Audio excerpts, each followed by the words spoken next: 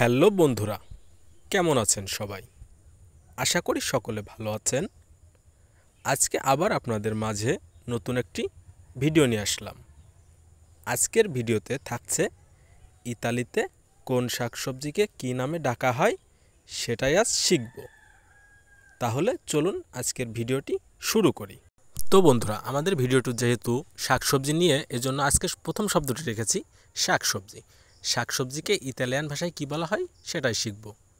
শাকসবজিকে Italian ভাষায় বলা হয় ভেরদুরা। ভেরদুরা ভেরদুরা ভেরদুরা শব্দের অর্থ শাকসবজি। আমরা বাংলাতে বলে থাকি শাকসবজি, এটাকে ইতালিতে বলা হয় ভেরদুরা। এরপরে শব্দটি রয়েছে আলু। আলু শব্দের অর্থ পাতাতে। পাতাতে পাতাতে পাতাতে শব্দের অর্থ আলু। এরপরের শব্দটি রয়েছে টমেটো। টমেটোকে ইতালিয়ান ভাষায় বলা হয় পমোদরো। পমোদরো পমোদরো পমোদরো শব্দের অর্থ টমেটো। এরপরে শব্দটি রয়েছে পেঁয়াজ। চিপল্লা। চিপল্লা চিপল্লা চিপল্লা শব্দের অর্থ পেঁয়াজ। এরপরের শব্দটি রয়েছে রসুন। রসুনকে আমরা ইতালিয়ান ভাষায় বলবো আলিও। আলিও আলিও শব্দের অর্থ রসুন। তো বন্ধুরা, এর পরবর্তী শব্দটি রয়েছে গাজর। গাজরকে আমরা ইতালিয়ান ভাষায় বলবো লা কারোতা। লা কারোতা লা কারোতা শব্দের অর্থ গাজর। তো বন্ধুরা, আমি ভাষাগুলো বলছি, আপনারা আমার মুখে মুখে বলার চেষ্টা করবেন, তাহলে কি হবে, তাহলে আপনাদের মুখের জড়তাটা কেটে যাবে। তো বন্ধুরা, এর পরের শব্দটি রয়েছে মূলা। মূলাকে আমরা ইতালিয়ান ভাষায় বলবো রাভানেল্লো। রাভানেল্লো রাভানেল্লো শব্দের অর্থ মূলা। এরপরে রয়েছে মরিচ। মরিচকে আমরা ইতালিয়ান ভাষায় বলবো পেঁপে। পেঁপে শব্দের অর্থ মরিচ। এরপরে শব্দটি রয়েছে ফুলকপি। ফুলকপিকে ইতালিয়ান ভাষায় বলবো কাভোল ফিওরে। কাভোল ফিওরে শব্দের অর্থ ফুলকপি। তো এর পরবর্তী শব্দটি রয়েছে বাঁধাকপি। বাঁধাকপিকে ইতালিয়ান ভাষায় বলা হয় কাভোলো। কাভোলো শব্দের অর্থ বাঁধাকপি। এরপরে রয়েছে সিম। সিমকে ইতালিয়ান ভাষায় বলা হয় ইল ফাজলো। ইল ফাজলো শব্দের অর্থ সিম। সর্বশেষ শব্দটি রয়েছে সোলা। সোলাকে ইতালিয়ান ভাষায় বলা হয় চেচি।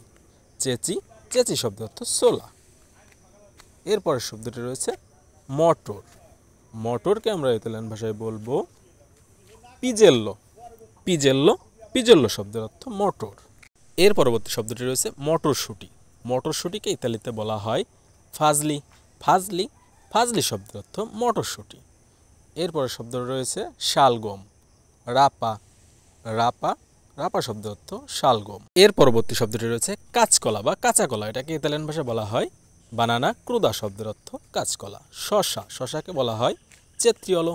চেত্রিয়লো শব্দের অর্থ শসা। এর পরবর্তী শব্দটি রয়েছে সালাদ। সালাদকে ইতালিয়ান ভাষায় বলা হয় ইনসালাতো। ইনসালাতো ইনসালাতো শব্দের অর্থ সালাদ।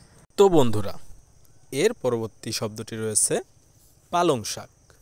আমরা বাংলাতে বলে থাকি পালং শাক, এটাকে ইতালিয়ান ভাষায় বলা হয় স্পিনাচি। স্পিনাচি স্পিনাচি শব্দের অর্থ পালং শাক। এরপরে শব্দটি রয়েছে লেতুস পাতা। লেতুস পাতাকে ইতালিয়ান ভাষায় বলা হয় লেত্তুগা। লেত্তুগা লেত্তুগা লেত্তুগা শব্দের অর্থ লেতুস পাতা। তো বন্ধুরা, আজকের ভিডিওটি এই পর্যন্তই। সকলে ভালো থাকবেন, সুস্থ থাকবেন। আপনারা যারা আমার চ্যানেলে নতুন, তারা অবশ্যই চ্যানেলটি সাবস্ক্রাইব করে পাশে থাকবেন। সকলকে ধন্যবাদ।